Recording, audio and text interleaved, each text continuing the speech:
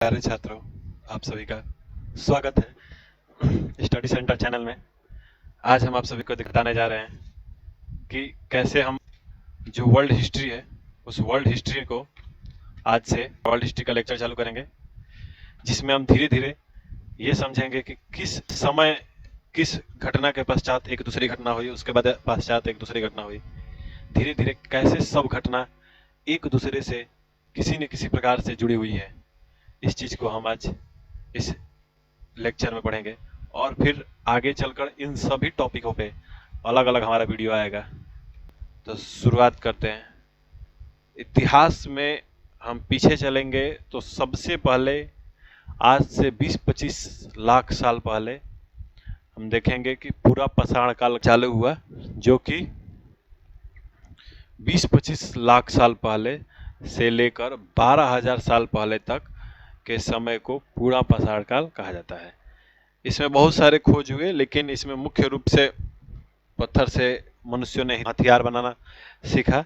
इसी को हम पूरा पाषाण काल कहते हैं। फिर इसके बाद चालू हुआ मध्य पाषाण काल, जो कि 12,000 से लेकर 10,000 के सालों तक कहा जाता है। इसमें मुख्य रूप से अग्नि, खाना पकाना, इस सब चीज़ों की खोज हुई, तो इसलिए हम इसे मध्य पाषाण काल कहते हैं। उसके बाद नव पाषाण काल स्टार्ट हुआ, जिसमें मुख्य रूप से हम देखेंगे कहाँ से बहुत सारी धातुओं का खोज हुआ, जो कि 10,000 ईसा पूर्व से लेकर 4500 ईसा पूर्व तक चला। फिर इन सब खोजों के बाद हम देखेंगे कि नदियों के किनारे, बहुत सारी नदियों के किनारे बहुत सारी सभ्यताओं का वास हुआ। जैसे हम एक चीन में यहाँ पे देखेंगे कि चीन में यहाँ पे एक सभ्यता का विकास हुआ। फिर यहाँ पे मिस्र में सभ्यता का विकास हुआ। फिर यहाँ पे इराक जो है, इराक में एक सभ्यता का विकास हुआ। मिस्र में हुआ मिस्र की सभ्यता, जो कि यहाँ से सूडान के पास से जो यहाँ से नील नदी जाती है, ऐसे नील नदी, इसी नील नदी के किनारे बसा हुआ था। और इस नील नदी के किनारे बसे होने के कारण उसे बहुत सारी कृषि में सहायता मिलता था, सामान को ले जाने ले आने में सहायता मिलता था, पशुओं के लिए पानी के लिए सहायता मिलता था। इसी सब कारणों से हम देखेंगे कि जो भी हमारी सभ्यताएं हैं वो नदियों के किनारे बसी, इन्हीं सब घटनाओं के कारण। फिर हम देखेंगे कि मेसोपोटामिया की सभ्यता हुई। यहाँ पे मेसोपोटामिया में हम देखेंगे कि 2-3 मुख्य रूप से मेसोपोटामिया में 2 नदी थी, दजला और फरात। दजला और फरात नदियों के बीच में यहाँ पे 2 सभ्यता बसी थी। तो 2 नदियों में बसे होने के कारण इसे मेसोपोटामिया कहा जाता है। एक सुमेरिया की सभ्यता और बेबीलोनिया की सभ्यता। इन सब सभ्यताओं में कुछ और भी थी, जैसे मुख्य रूप से हम चीन की सभ्यता को लेते हैं। चीन का सभ्यता भी बहुत ज़्यादा विकसित था। हमारे भारत की सभ्यता जो कि सिंधु घाटी सभ्यता है, जो कि मुख्य रूप से इन जगह पे स्थित थी। इस जगह पे मुख्य रूप से सिंधु घाटी सभ्यता स्थित थी, जो कि आज के पूर्वी पाकिस्तान तथा पश्चिमी भारत के कुछ भाग तक में पड़ता है। उसके बाद हम यह समझेंगे कि यह सब सभ्यताएं विकसित हो गई। विकसित होने के बाद कुछ और सभ्यता हुई, जैसे यहाँ पे इटली है, इटली के पास रोम, तो यहाँ पे रोम की सभ्यता का विकास हुआ। फिर यूनान की सभ्यता का विकास हुआ। इधर यूनान की सभ्यता, यह भी 1250 ईसा पूर्व में हुआ। और इन सब सभ्यताओं के बाद हम धीरे धीरे देखेंगे कि धर्म का उदय चालू हो गया। धर्म का उदय यहाँ पे सऊदी अरब है। सऊदी अरब में सबसे पहले यहाँ पे कैथोलिक धर्म का उदय हुआ, इजराइल के पास में।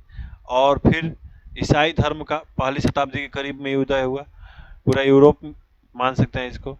और फिर हम देखेंगे कि यहाँ पे सऊदी अरबिया में एक धर्म का उदय हुआ, इस्लाम धर्म का उदय।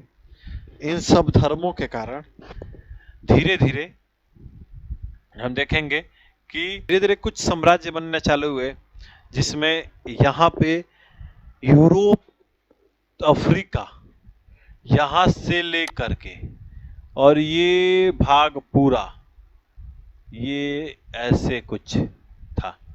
ये हमारा हो गया ऑटोमन साम्राज्य। ऑटोमन साम्राज्य के बाद और यहाँ पे एक स्पेन का साम्राज्य था। स्पेन के साम्राज्य के बाद पुर्तगाल का साम्राज्य था। पुर्तगाल ऑस्ट्रिया हंगरी का हम देखेंगे कि प्रथम विश्व युद्ध में जो था ऑस्ट्रिया हंगरी का यहाँ बड़ा साम्राज्य था।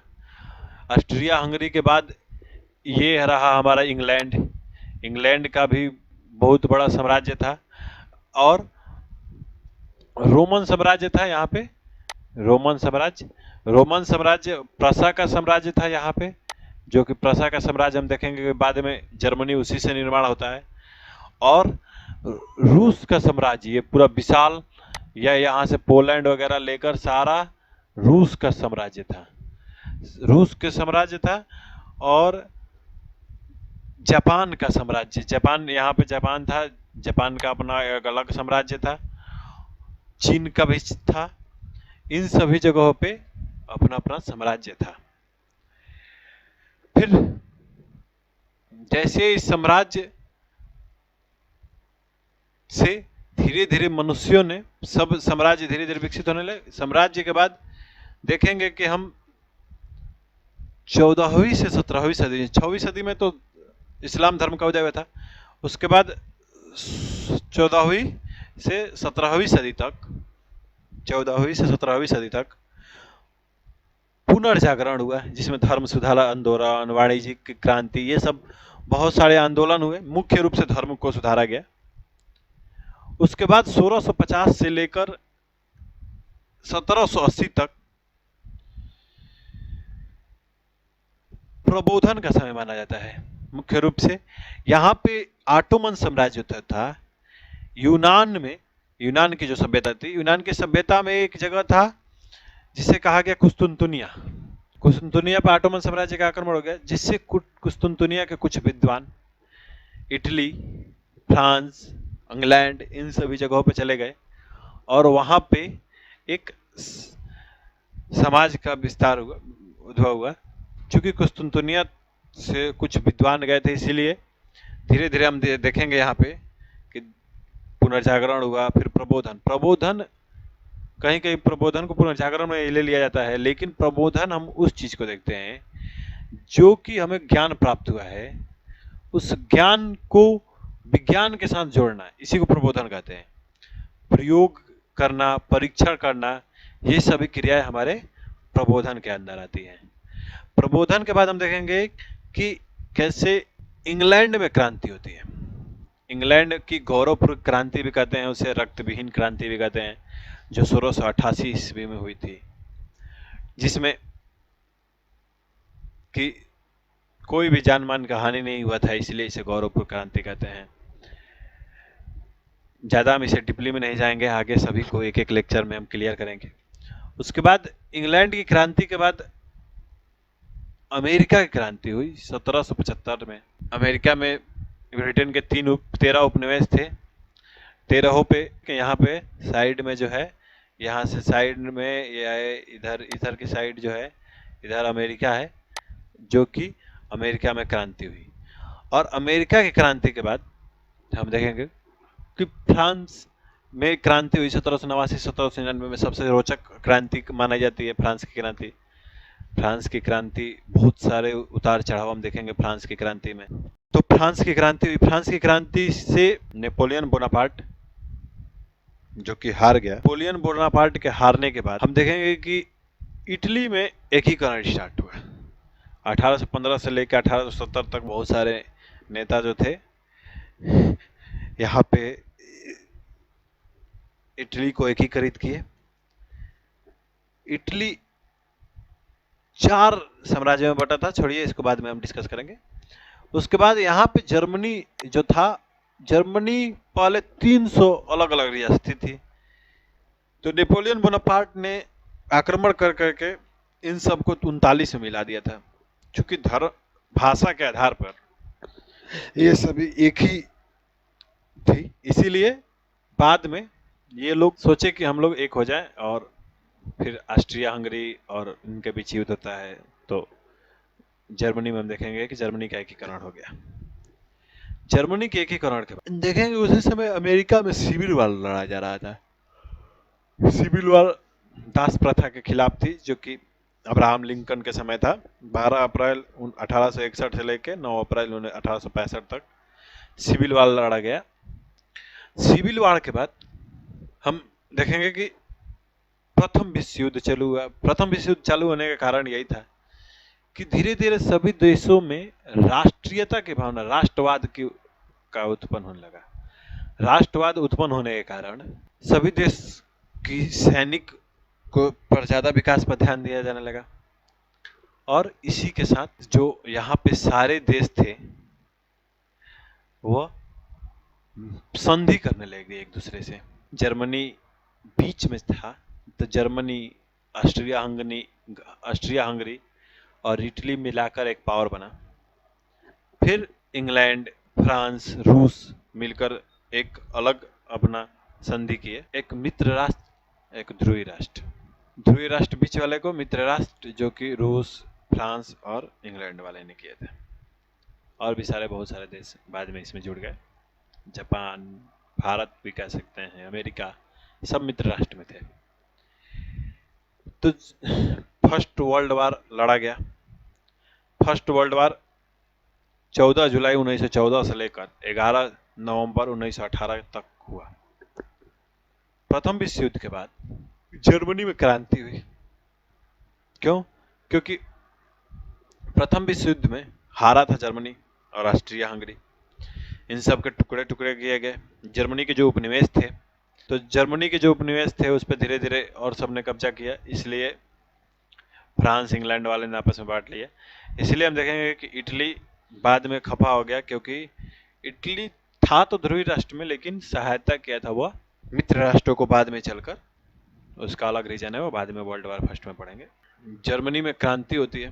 विलियम सेकेंड जो है उनसे सत्ता हथिया लिया जाता है, सत्ता उनको हटा दिया जाता है। वहाँ पे गणतांत्रिक देश बनता है जर्मनी में। और फिर जर्मनी पे बहुत सारे, जर्मनी चूंकि हार गया था, वहाँ से बहुत सारे पूंजीपति थे, सबको लगा कि इन्हीं के चलते हारा है, तो पूंजीपतियों को हटा दिया गया और राजा को सत्ता से हटा दिया गया। गणतांत्रिक व्यवस्था लगी हुई, फिर राजा वहाँ से भाग गया। फिर देखेंगे जर्मनी में इस क्रांति के बाद रूस में भी क्रांति हुआ। वो भी इसी समय हुआ था, 8 मार्च 1917 से 16 जून 1923 कोई बीच में हुआ था। रूस में भी इसके बाद हम देखेंगे कि समाजवाद का उदय होता है, लेनिन आते हैं। तो रूस में एक अलग घटना होती है। उसके बाद इन सब के कारण फिर द्वितीय विश्व युद्ध स्टार्ट होता है। द्वितीय विश्व युद्ध में इटली, जर्मनी, जापान, ये सब एक साथ थे, और जो पहले देश थे वो सब एक साथ थे। ये सब धीरे धीरे चारों तरफ से आक्रमण करते गए।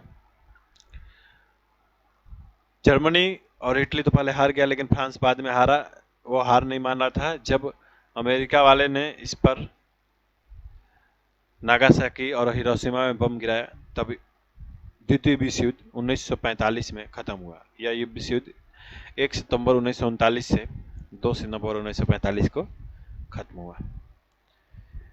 उसके बाद हम देखेंगे कि दो मुख्य रूप से पावर उभरी, एक अमेरिका और दूसरा रूस।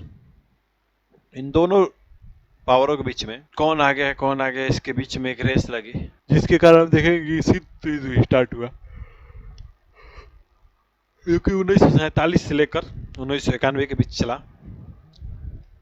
उसके बाद कोरियन वार हुआ, कोरियन पेनिनसुला में देखेंगे।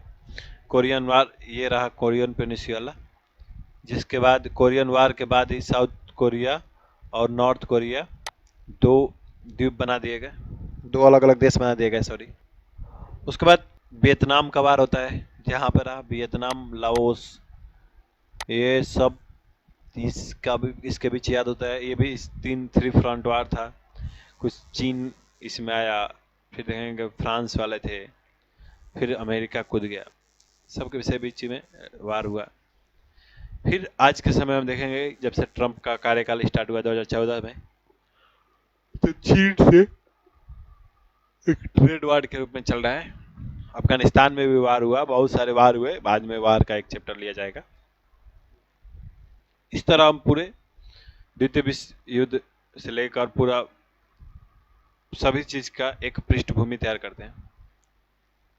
आप सभी से आशा करेंगे कि आप चैनल को सब्सक्राइब करें, वीडियो पसंद आई हो तो लाइक करें और सभी चीज़ों को पास्ट से होते हुए प्रेजेंट को जोड़ेंगे और मैप के थ्रू चलेंगे। यही हम लोग के वीडियो का टारगेट रहेगा कि जियोग्राफी से हिस्ट्री, हिस्ट्री के दोनों पार्ट, पास्ट में क्या हुआ था जिससे अभी ये घटना हो रही है, इस सब को जोड़ते हुए हम इस लेक्चर को स्टार्ट करना चाहते हैं।